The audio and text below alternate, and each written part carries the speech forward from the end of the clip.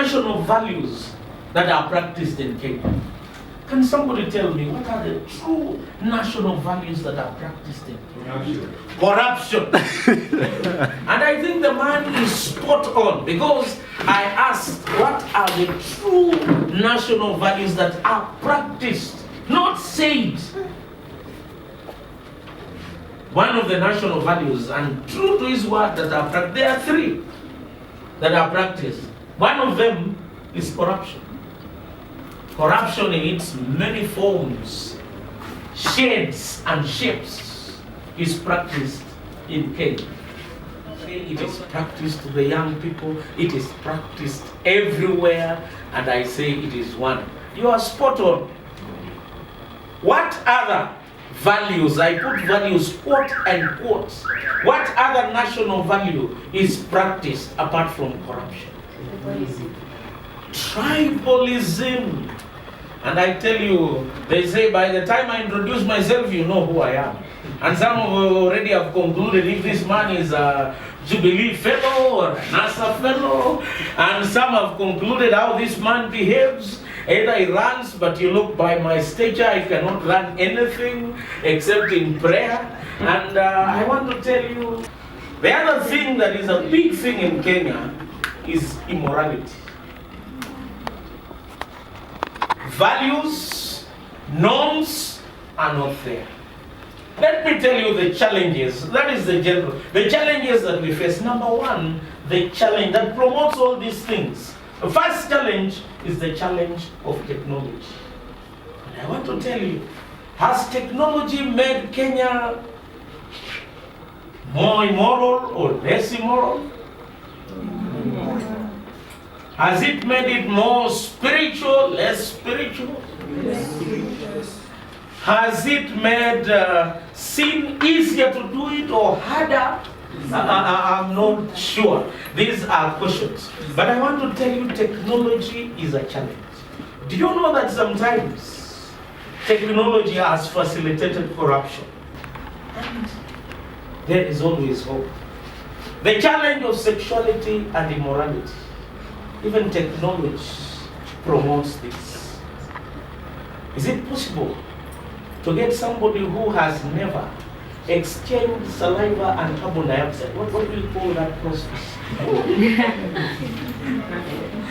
No, what do you call the process where two people exchange saliva and carbon dioxide?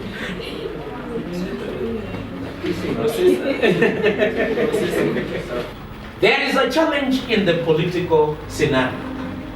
And I want to tell you, youth, how are youth looked at in the current political scenario? Number one, we are held hostage by our tribe. Do you know you are expected, when you mention your name, you are expected to behave in a particular manner. And we have allowed people to condition us to behave in a particular manner. Sometimes when I talk, people ask me, what's your name? I repeat, my name is Kimutai Kesos. Are you sure you come from our community and you say these things? I'm telling you, in the political scenario, youth are held hostage by tribalism. Secondly, they are held hostages by false promises. Promises that things will be better. Do you know the last time the tag that got the powers that be, they said that it is a government for the youths. There was a lot of hype and excitement, and there was a lot of hope by the young people. But sometimes after the elections, young people are no longer a priority. And we are held hostage by promises.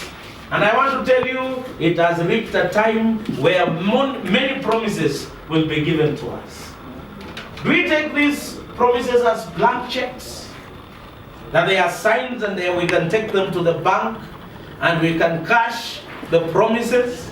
Or they are promises that are made for convenience?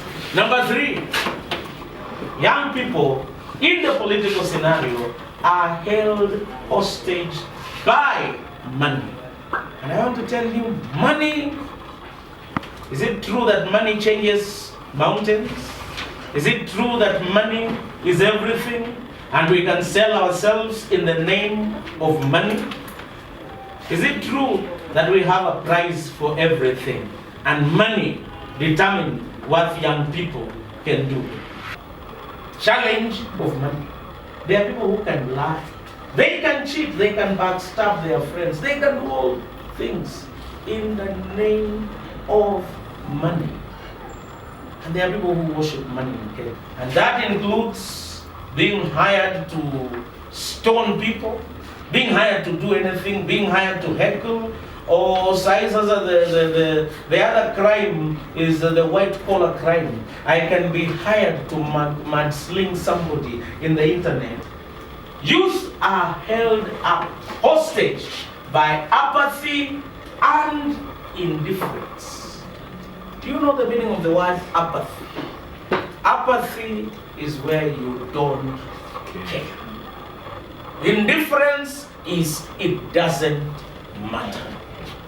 Even if Kenya bans, even if they choose all buffoons to lead us, I don't care. And most of us, sometimes during that time of voting, kwa sababu usiingize ni term, you say it doesn't matter. Of what use, of what benefit, what will I get? That's why we want to challenge that conversation today. That it doesn't matter. It matters. Your participation this year matters. Make an informed choice. And I want to tell you, how can we change this narrative? And I want to give you 4 things. Number 1, success is a choice. You can make a choice today to be involved positively, to be involved objectively, to be involved with professional detachment. Do you know that we speak with a lot of attachments? Maybe tribal attachments, all these attachments. But I want to tell you today, you can decide to be involved objectively. Success is a choice. And they have also said that also failure is a choice. I want to tell you, if the economy is okay, if the economy is robust, if the economy is robust and there is lack of these 3 national values, quote unquote, corruption, tribalism, and immorality, where some leaders, and even, it happens even in institutions, when you are ladies, you get distinctions, but men suffer sometimes. We have a choice. Success is a choice. That is the first thing that we can do to turn this narrative. Let's choose to have conscience. Let's choose to make decisions, not based on tribal affiliation. Let's make a choice. Secondly, success cannot come without sweat, tears, and blood. Let me tell you something. Even for us to change this society, and I believe that the situation where we have reached, we have a serious problem. Personally, the economy is in shambles. And you know the debt register in Kenya is the greatest secret. Nobody knows. And of late, there has been all this, you say it doesn't matter. Standard gauge railway, all these things. You pay 600 billion. Some of these debts, Eurobond is there, all these things are there. And I want to tell you that 600 billion, if it could not be paying debts, that some of them are of no benefit to us. 300 billion again goes to pay salaries and allowances, parliamentarians, all this, everything. Civil servants, whatever. 300 billion inaenda kulipa salaries. Then 300 billion is devolved to counties. Unaona miradi siku hizi wanazindua miradi yenye hakuna. Because pesa ngapi imebakia? If you are doing some good calculation, 1.2 trillion. Ukitoa 600 inabakia ngapi? Alafu ukitoa 300 inabakia ngapi? Na ukitoa 300 inabakia ngapi? Zero. But our budget is 1.7 trillion every year. So 400 billion we have to borrow again. Mwaona mtu anachimba shimo ingine kuziba ingine. You dig a smaller hole to continue filling a bigger hole. And one day this small hole will become a bigger hole. Therefore, I'm saying change cannot come without sweat, tears. What I mean by blood is without sacrificing your most. Some of you will lose sleep. Some of you may even spend money to tell people to make an informed choice. An informed choice where? Wherever you are. And I think I can be an instrument of change. You can make an impact. Even if you don't change the whole world, you can change a village. Even if not a village, you can even change one person. Tell them, let's look at these things objectively.